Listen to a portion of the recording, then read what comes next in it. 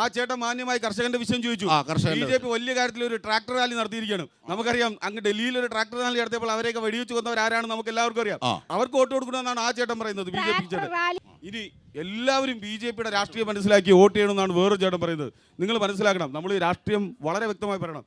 ഈ രാജ്യത്ത് ബി.ജെ.പി ഭരിച്ചു തുടങ്ങിയതിനു ശേഷം ജനങ്ങൾക്ക് ഉപകാരമുള്ള എന്തുണ്ടായി എന്നുള്ളത് ചർച്ചയുണ്ട്. നോട്ട് വികസനത്തിന്റെ കാര്യം ഞാൻ പറയാം, മറുപടി പറയാം. വികസനത്തിന്റെ കാര്യം പറഞ്ഞുതരാം. നോട്ട് നിരോധനം കൊണ്ടുവന്ന് എന്തുണ്ടായി? GST കൊണ്ടുവന്ന് എന്തായി? ഈ രാജ്യത്തൊരു പ്രധാനമന്ത്രി RSSും സംഘപരിവാറും ബി.ജെ.പി ഭരിക്കുകയാണ്.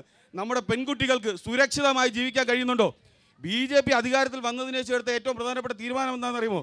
കുട്ടികളെ ക്രൂരമായി ബലാത്സംഗം ചെയ്ത് പീഡിപ്പിച്ച് കൊല്ലുന്നവരെ കോടതി പോലും വളരെ ഏറ്റവും ഉയർന്ന ശിക്ഷ കൊടുത്ത പ്രതികളെ വെറുതെ വിടാൻ തീരുമാനമെടുത്ത ഗവൺമെന്റാണ് ബി.ജെ.പിയുടെ ഗവൺമെന്റ്.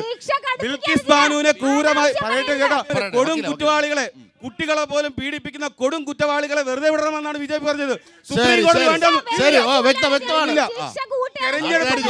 തെരഞ്ഞെടുപ്പ് ബോണ്ട് അതൊക്കെ ചർച്ച ചെയ്യണ്ടേ? തെരഞ്ഞെടുപ്പ് ബോണ്ട് ഉണ്ടല്ലോ, ബി.ജെ.പി രാഷ്ട്രീയ പാർട്ടികൾക്ക് സംഭാവന ചെയ്യുന്ന കാര്യം. ബി.ജെ.പി എടുത്ത നിലപാടെന്താണ്? അത് അങ്ങനെ സംഭാവന ചെയ്യുന്നത് രഹസ്യമായി വെക്കണമെന്നാണ് ബി.ജെ.പി തീരുമാനമെടുത്തത്. ഞാൻ പറയാം, അപ്പോഴും സുപ്രീം കോടതി തെറ്റാണെന്ന് പറഞ്ഞു. ഫാക്ട് ഞാൻ പറയാം, അങ്ങനെ ഗവൺമെന്റ് കൊണ്ടുവന്ന തീരുമാനങ്ങൾ അത് ചർച്ച ചെയ്യേണ്ടത്.